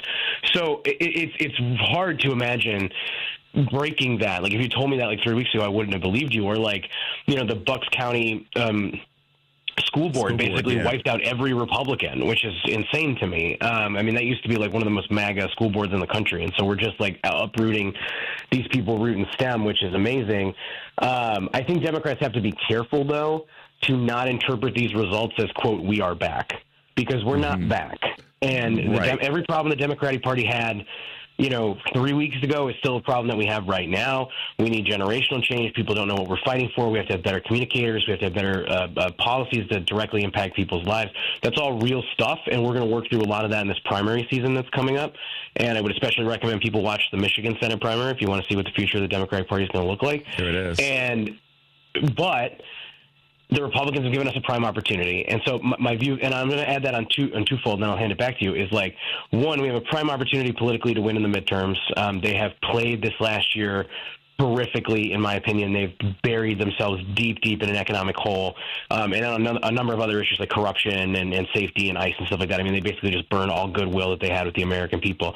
But then, two, when we retake power again, and I believe we're going to win the House, I think we have a real shot at taking the Senate, given how bad the numbers are, particularly like Iowa. Like, I actually think we can really win the Iowa Senate race.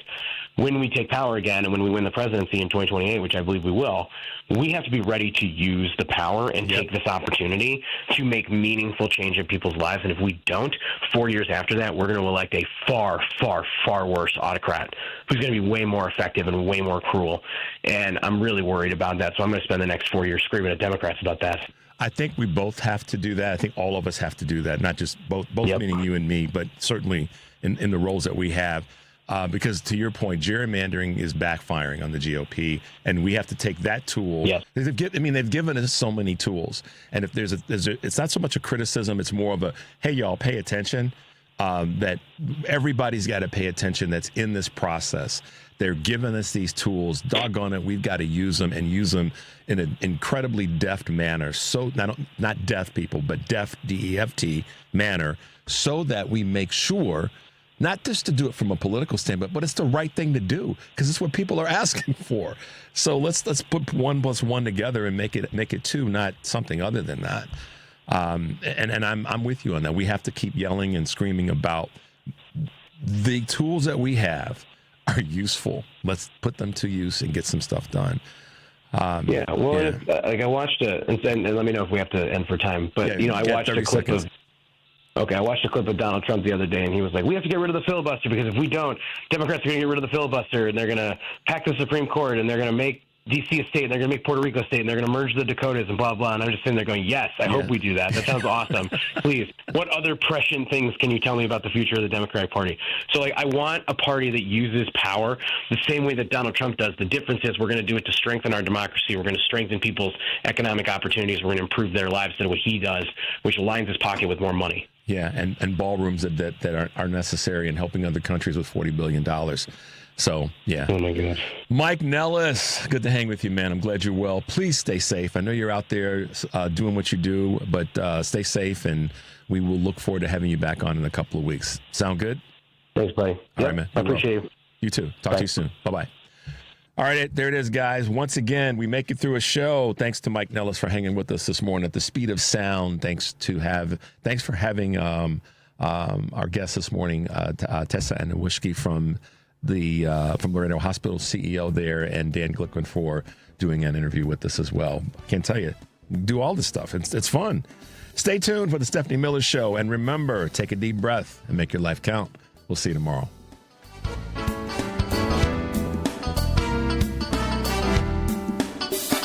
Thursday, November 27th. Hey, that's Thanksgiving Day. Tune to WCPT from 11 a.m. to 2 p.m. for the Sports Cubicle Live Thanksgiving Extra.